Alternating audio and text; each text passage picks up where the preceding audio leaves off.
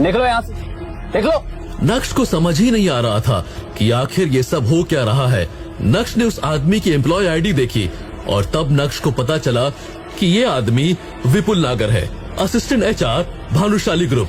और इसी के साथ मन ही मन सोचने लगा, भानुशाली ग्रुप ने कैसे कैसे लोग कंपनी में भर रखे, मतलब कोई तमीज ही नहीं है बात करने की। एक सेकंड, मैं निकल जाऊंगा, लेकिन बस आप मुझे ये बताइए mister Vipul Nagar, assistant HR.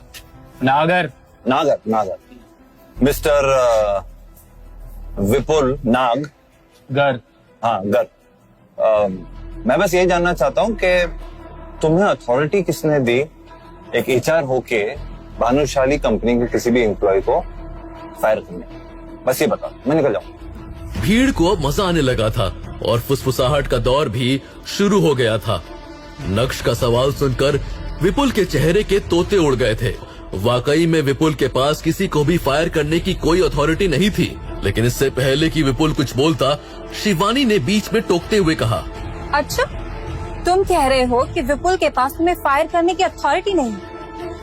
Okay, but head HR के पास तो है। वेट।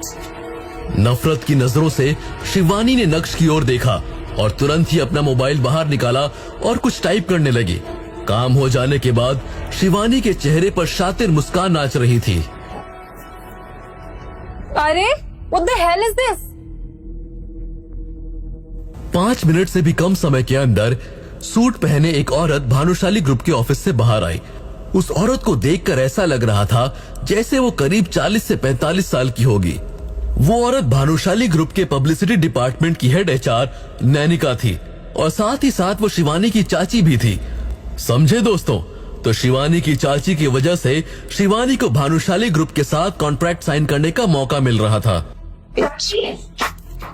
शिवानी ने तुरंत ही अपनी चाची के पास जाकर उनका हाथ पकड़ लिया और उनके कान में कुछ फुसफुसाने लगी।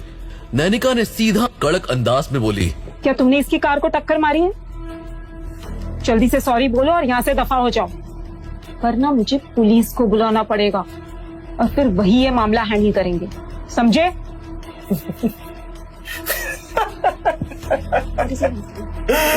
अजीब नमूने भरे हुए हैं यार इस ऑफिस में।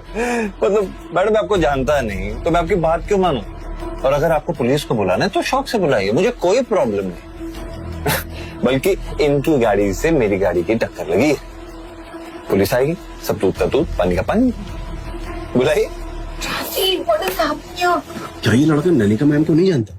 अब तो लगता है इसको फायर कर देंगे। फायर तो करेंगे ही, लेकिन साथ साथ इसकी कुटाई भी होगी।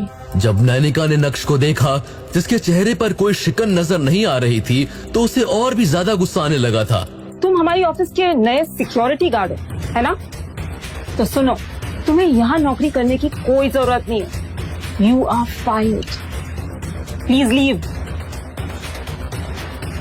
देखो, चुपचाप पतली गली से निकल जाओ, वरना मैं यकीनन पुलिस को बुलाऊंगी और वो तुम्हें पुलिस स्टेशन लेके जाएंगे। समझ गया।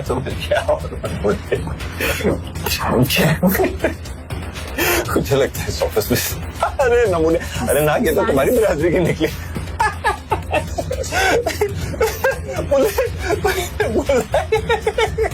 नक्श ने अपने आप को पॉइंट आउट किया और जोर जोर से हंसने लगा था। उसे अपने कानों पर यकीन नहीं हो रहा था। नक्श का ऐसा बिहेवियर देखकर तुरंत ही एक कोने से शिवानी ने कहा, तुम्हें इंसानी भाषा समझ में नहीं आती क्या? या फिर तुम इतनी ढीठ हो? चिपकू कहेंगे।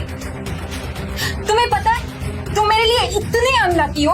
आज मैं कॉन्ट्रैक्ट साइन करने वाली थी और तुम्हारी वजह से मेरा नुकसान हो गया, और इस नुकसान को भरने के तुम्हारे पास पैसे भी नहीं है।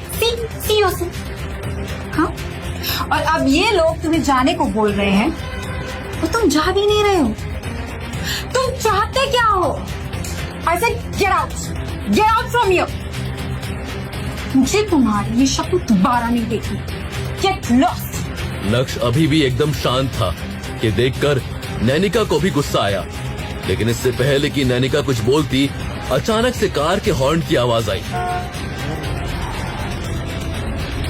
कार का दरवाजा खुला और एक खूबसूरत लड़की कार से बाहर आई। अपने चेहरे पर सनग्लासेस लगाए वो और भी ज्यादा खूबसूरत लग रही थी। उस लड़की के कदम सीधा नक्श की तरफ बढ़े और नक्श के करीब जाकर उसने हल्का सा झुकते हुए कहा, सॉरी सर, वो एक्चुअली मैं कंपनी की नई सीजनल एनुअल रिपोर्ट्स बनाने में लग गई थी और मुझे समय का जेन्युइनली पता नहीं चला। I am really sorry sir, please forgive me. उस लड़की की बातें सुनकर नक्श को अंदाजा हो गया था कि यही उसकी पर्सनल सेक्रेटरी नंदिता है। सर एक्चुअली मैंने एक्सपेक्ट नहीं किया था कि मुझे इतना ज्यादा ट्रैफिक मिल जाएगा। सॉरी सर, आगे से ऐसी गलती दोबारा नहीं होगी। जब भीड़ ने ये सीन देखा तो वो भी पूरी तरह से स्टंट रह गए थे। सिक्योरिटी गार्ड को भला सर कौन कहता है? नैनिका नंदिता को जानती थी। जब उसने नंदिता को नक्श के टुवर्ड्स इतने प्यार और रिस्पेक्टफुल मैनर से बात करते हुए देखा तो उसका दिल डाउट और गुस्से से भर गया था। नंदिता, तुम्हारा दिमाग तो खराब नहीं हो गया? ये लड़का अपने ऑफिस का नया सिक्योरिटी गार्ड है और तुम उसे सर सर बुला रही हो। तुम ठीक तो हो? Security guard? जी हाँ, ये हमारी कंपनी के नए सीईओ हैं। जैसे ही नंदिता के मुंह से ये शब्द बाहर आए वैसे ही वहाँ कुछ सेकंड्स के लिए सन्नाटा छा गया और उसके बाद सभी एक साथ जोर जोर से हंसने लगे थे। ओह माय गॉड, ये लड़का हमारी कंपनी का सीईओ है। इसको सीईओ का मतलब भी मालूम है? भाई आज का दिन तो बड़ा मजाकिया अंदाज से शुरू हुआ है, बहुत मजा आ रहा है। आगे आगे देखो होता है क्या। लगता है नंदिता की नौकरी भी आज सिक्योरिटी गार्ड के साथ ही जाएगी। मुझसे कोई गलती नहीं हुई है। ये रहे वो सारे डॉक्यूमेंट्स जो मुझे यशवर्धन सर ने पर्सनली नए सीईओ के लिए दिए थे, और ये रही उनकी फोटो, और ये बिल्कुल उन्हीं की तरह तो दिखते हैं। तो प्लीज, मुझसे कोई गलती वलती नहीं हुई है। गलती तो तुम सब लोग कर रहे हो।